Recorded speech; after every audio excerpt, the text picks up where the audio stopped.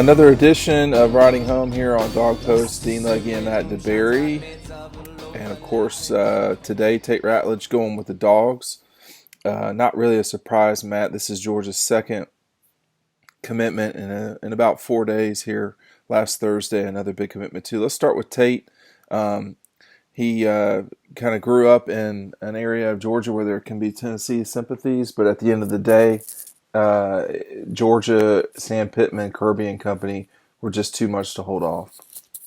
Yeah, this is a giant pickup for Georgia today, beating out Tennessee for one of the nation's top offensive tackle prospects. If you're on Dog Post, this is definitely not a surprise. I felt it's been kind of trending this way for months now, especially back in the fall. And the sooner it got to a commitment date, the more I thought that Georgia would be the pick. So definitely not surprising. But this is a very big get. Grew up in a big Tennessee family. Lots of Tennessee volunteer connections, obviously with him being from North Georgia. But Sam Pittman was not going to lose one of his top targets to Tennessee. And, he proved again why he is the best recruiter in the nation. Not only the best offensive line coach in the nation, but the best recruiter too. This was a big, important recruit for Georgia in this 2020 class. They have to load up on offensive linemen, and they got one of the best today. So massive pickup for Georgia. We've been able to see him for a while now. You went and saw him a year or two ago, early in the days of his high school career. I saw him at the opening, bunch of camps, and he is the real deal, Dean. 6'6", 315. Looks like a giant right tackle. We'll see if he moves over and can play at that left tackle spot down the road. But big, versatile, nasty offensive lineman, and he's going to be a big deal. What do you think? So he's a top 50 player consensus, top 50 player. I think the biggest thing with him is, you've got length there. Georgia's going to need a right tackle in their future. Because it looks like Cade Mays is probably going to slide over to the left tackle. Someone's going to slide over to the left tackle. Yeah. And I want to touch on what you said about Sam Pittman. The biggest thing about him being the best recruiter in the country, and I think that is an accurate statement, I just don't know who else individually continues to roll in as many kids as he does. Right. Kirby... This will be something that I talk about in what we were hearing, which I delayed because of this Tate thing. But Kirby was talking to a private audience not that long ago, and he said that he's completely all in on recruiting. That's 100% what he thinks, makes things go. And if you believe that, which it's obvious, he doesn't even have to say that. It's obvious. If you believe that, then the most important person that you can have recruiting is your offensive line coach, because that person's responsible for 5 players. Just in one year, really, that person's responsible for 13 to 15 players on the team. Sam Pittman getting Tate Ratledge is something that should have been expected, because for all of the discussion about how X player likes X school when they're younger, it doesn't seem to matter with this group of recruiters. It doesn't seem to matter for them at all, ever, with wherever anyone's from. We're going to talk about Mikhail Sherman in a minute here, but if you were to talk to people about that section of Georgia, it's about as sympathetic to Tennessee as it gets, and yet Tate Ratledge is going to Georgia, and yet Trevor Lawrence is at Clemson. Trevor Lawrence was a Tennessee guy. Cade Mays, too, especially these North Georgia kids. It is important for Tennessee to come into. Yeah. Northwest Georgia is very different than Northeast Georgia. No one in Hiwassee or Clayton, Georgia is being confused as being sympathetic towards Tennessee, but go ahead. Right.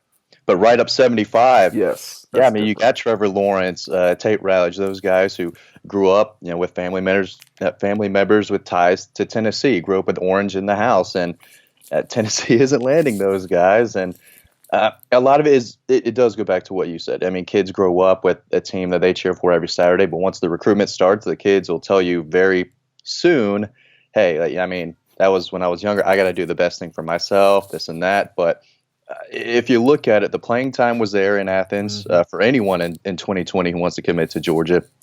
He is still in state. Sam Pittman's been on him from the very beginning. The first time I saw Tate Ratledge was at an MVP camp at Kennesaw Mountain High School. I think it was about 2 years ago, around this time, a little more than 2 years ago, and he was just coming off a visit to Georgia. I think this was his freshman year, right after his freshman year. So he's been a top Georgia target, seems like, for years now. Sam Pittman has been on him for a while, and he was not losing Tate Ratledge to Alabama, Tennessee, or whoever. It happened to be Tennessee was the team that came in second place, as expected. But Right. Sam Pittman wasn't losing this one. Big get for sure. Let me say this too: if you're Tennessee, and look, Jeremy, I think most people will sit there and say that he is a good recruiter. I think he's a good recruiter. I don't know that he's an elite recruiter. Yeah. And right now, if Tennessee is going to get off the mat, I can't remember the last time they've been to a bowl game. It wasn't that long ago, but I really cannot remember the last time they've been to a game that matters at the end of the season.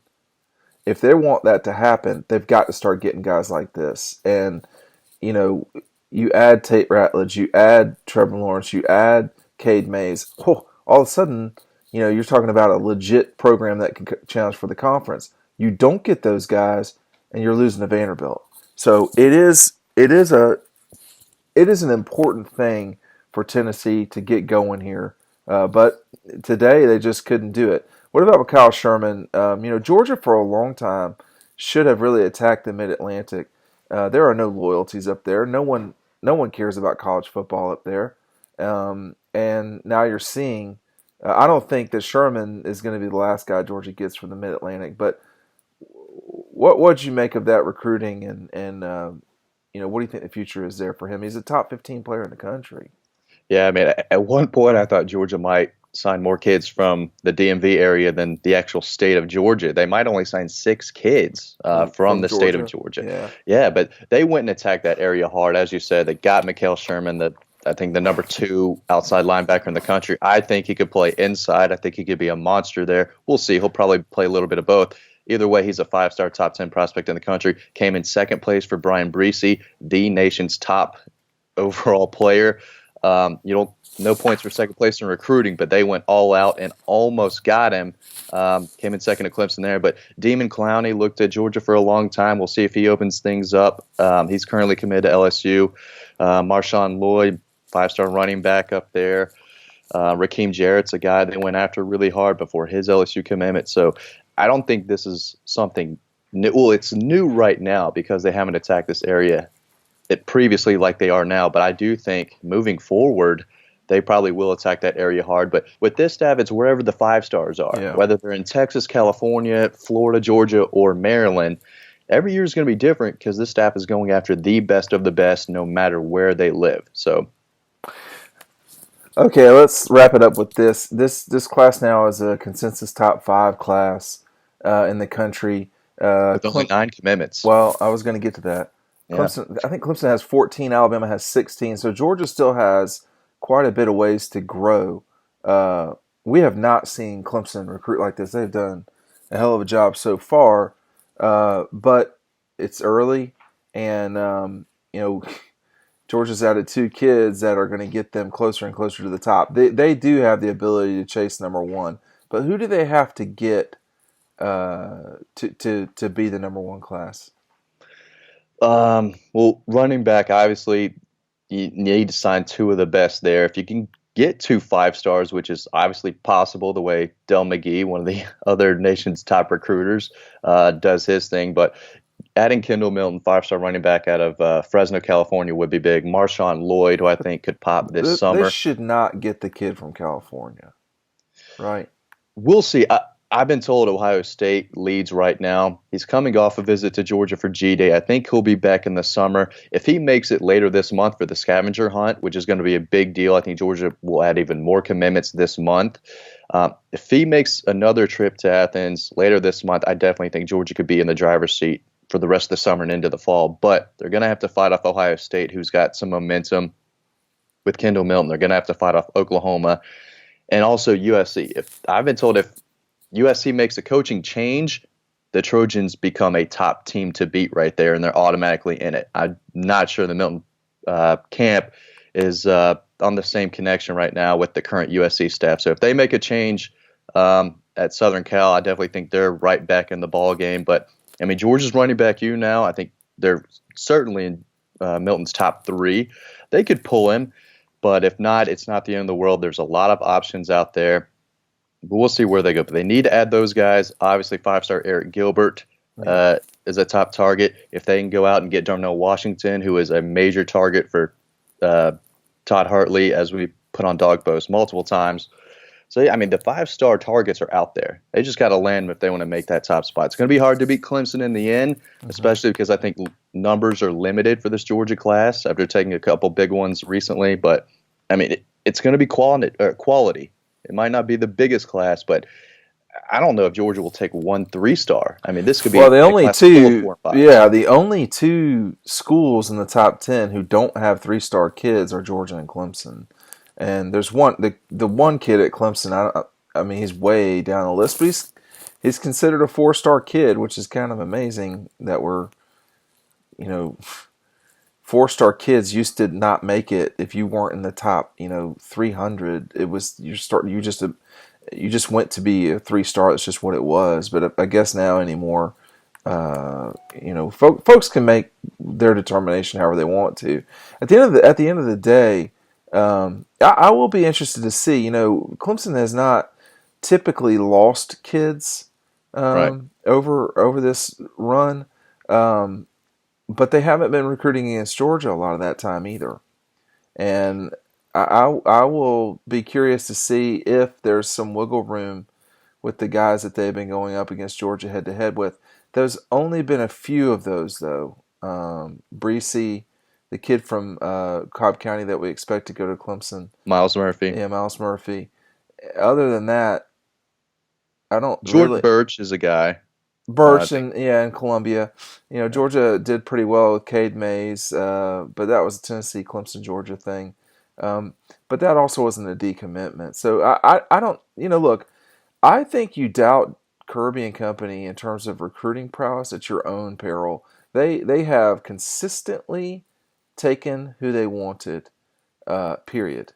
And they've not let anyone get in their way. Alabama, Auburn, the perennial powers in recruiting, they've not let them get in their way. It's May. It's not even the 4th of July. It's May. And I think we've got a very long way to go. And this is a class that even though Georgia may only sign, 20-ish, 22? Right. It's tough to be the number 1 class with that. But the one thing I'll add is there's only one school in the last 3 classes who have had top 3 classes every year, and that's Georgia. Alabama hasn't done that, neither has Ohio State. And obviously Clemson has not because they've not been in the top 10 in one of those times. Yeah, Kirby Smart keeps saying that there's a standard of how they play on the football field. Yeah. That's kind of been a theme for the past 2 years, but he's also set a standard on the recruiting trail as well. I mean, they are... Yeah, go ahead. Well, and it's up to them to close the deal. Yeah, but they're doing it right now. Big-time commitment today with Tate Ratledge. And again, I just want to talk about him real quick. He's a big kid, good length, he's strong. He's technically sound. He's not as raw as a lot of offensive linemen that you see coming up nowadays who are just big and strong kids. But he knows how to play the position.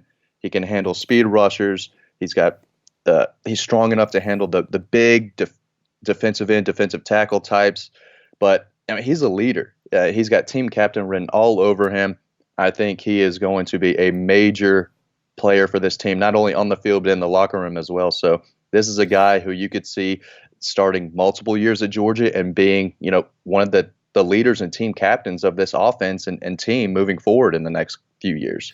The one thing about private school kids is you often get them and they are pretty developed. Right. They're not raw. And I didn't think he was raw really as a freshman when I saw him.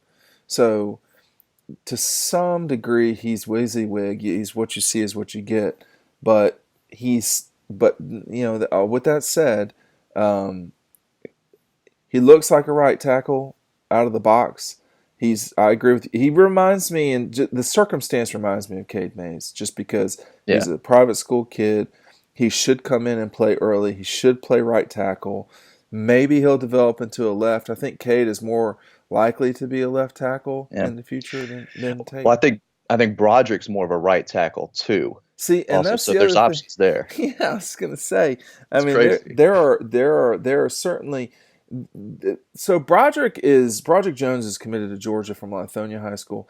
Broderick seems bigger, I He's guess. leaner.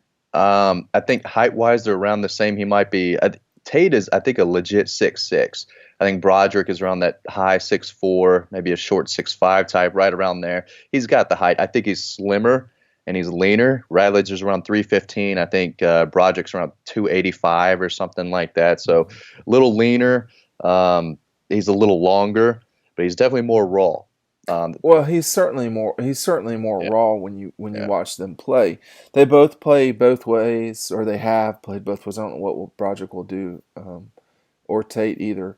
But for Tate, the expectations of playing at Darlington are different than they are at Lithonia. I mean, Lithonia, maybe you don't play both ways just because of the size of the school.